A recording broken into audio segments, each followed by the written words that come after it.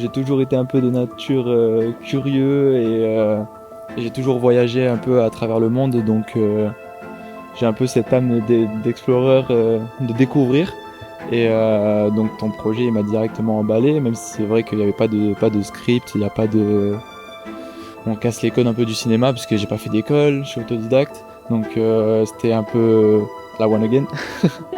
J'ai pas hésité, j'ai toujours eu confiance en ce qu'on allait faire, au projet qu'on avait. Donc je me suis laissé guider.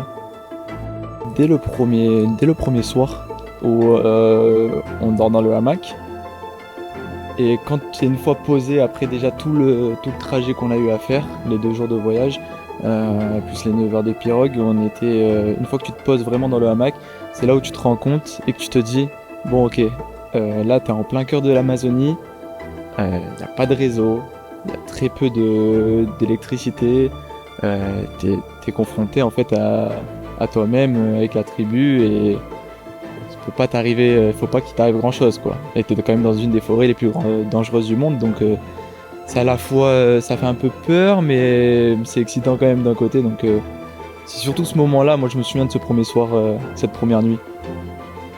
Le plus dur, je pense que c'était de tourner du coup dans des conditions où tu sais que les batteries tu dois pas trop les utiliser. Il fait chaud donc ça peut vite se décharger, surtout que quand tu filmes dans des modes 4K, etc. On va pas rentrer dans les détails, mais ça peut se décharger beaucoup plus vite.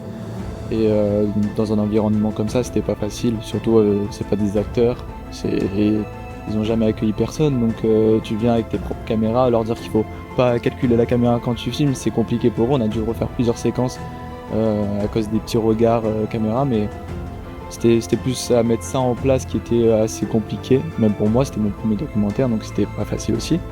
Au retour, je sais plus, c'était au retour de la cérémonie de l'arbre sacré.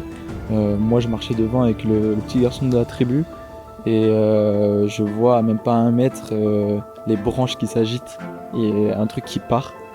Et au petit, j'essaie de me faire comprendre, je dis c'est quoi et tout ça, et il me regarde et il me dit Jacaré, mais en rigolant. Et moi, je vais voir Isabella, je lui dis mais c'est quoi Jacaré?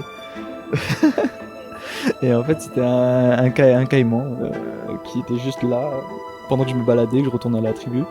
Donc c'était assez marrant, mais un peu flippant.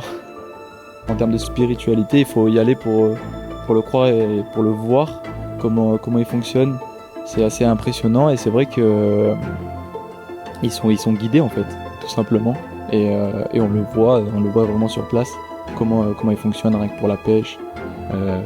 Ils s'aident des oiseaux, ils s'aident de plein de choses, ils s'écoutent en fait. Et c'est assez impressionnant.